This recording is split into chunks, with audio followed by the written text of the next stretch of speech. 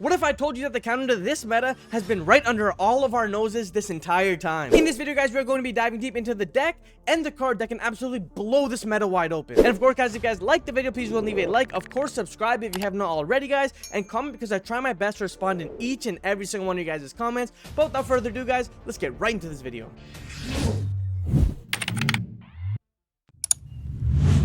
Alright, guys, now we are quickly going to get into video. So I'm sure you guys saw from the thumbnail, when we talking about the Gimmick Puppet, more than not, I'm going to be talking about Brand as well, because I think that this deck is a really good meta call for this specific format. You guys will see here just really quickly how this deck kind of gets about it. So I think it's really important to understand it and tech and be prepared for this deck. Do not tech for Fire King, because yes, we all know that it's going to be tier 0, but you want to be able to have some sort of hate cards for other decks, especially deck like this. But guys, it's a 2-card combo. I'm not too familiar with Branded personally. This is just what I kind of came up with, or I could kind of figure out. I'm sure there's some sort of Branded duelist who knows the 1-card combo, and if you do, please go ahead and comment. But then, guys, we will start off by normal summoning our Guiding Quem. Now, Quem has the effect where it's kind of like a Foolish Burial, where you can send one Fallen of Albaz or one card that mentions it from your deck to the graveyard. So from here, we will go ahead and dump our Cartesia. Very important that Cartesia is in the graveyard, because from now we will activate Branded Fusion. Branded Fusion will go ahead and trigger to dump Albaz and the Bishop Lubellion. I just love how like the lore just kind of works really well. I feel like that's what Yu-Gi-Oh deck should be, where everything kind of works together, similar to like Sinful Spoils and Snake Eyes. From here, guys, we will go ahead and use Quem.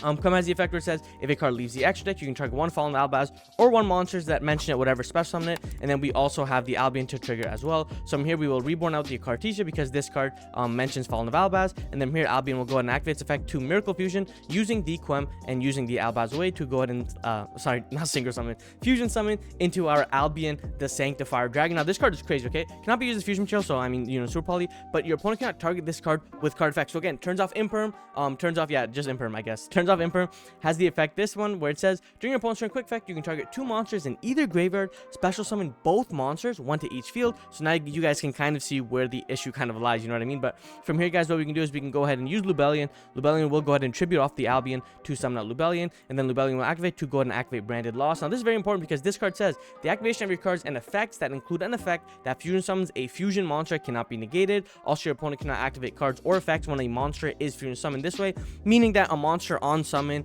will be like Chain Link, or not Chain Link, spell feed like 58, so you can't respond to it. And if you fusion summon, you can add one, right? So it's pretty good. From here, guys, we will go ahead and use Cartesia to fuse our 2 monsters away into our Grand Ganol or Googly Moogly the Dusk Dragon. Now, Googly Moogly has the effect where when he's summoned, you can send 1 level 6 or higher light or dark monster from your deck or extra deck to the graveyard. Now, the reason why this is really important is as soon as you see your opponent have these 2 cards, you know what's about to happen, okay? So, Brand Loss will trigger to get Mercurier. So, Mercurier is pretty good because it says when your opponent activates a fusion effect or monster effect while you control a monster that lists Fallen of Albaz in its name. So, it's this guy right here. I thought it was this one, but it's interesting. But yeah, so Fallen of Albaz, you can discard this card and negate, right? So, you have like a little cool little hand trap protecting it, right? But on top of that as well, we will go ahead and send our Gimmick Puppet Nightmare, which is this. You can, okay, I don't even know how I'm reading this effect. Blah blah blah. If this card is special summoned, you cannot special summon any monsters for the rest of this turn except Gimp Puppet monster, right? So it's basically an FTK. It FTKs your board. And the reason why this is important is because, guys, what we do is we will proceed to the end phase.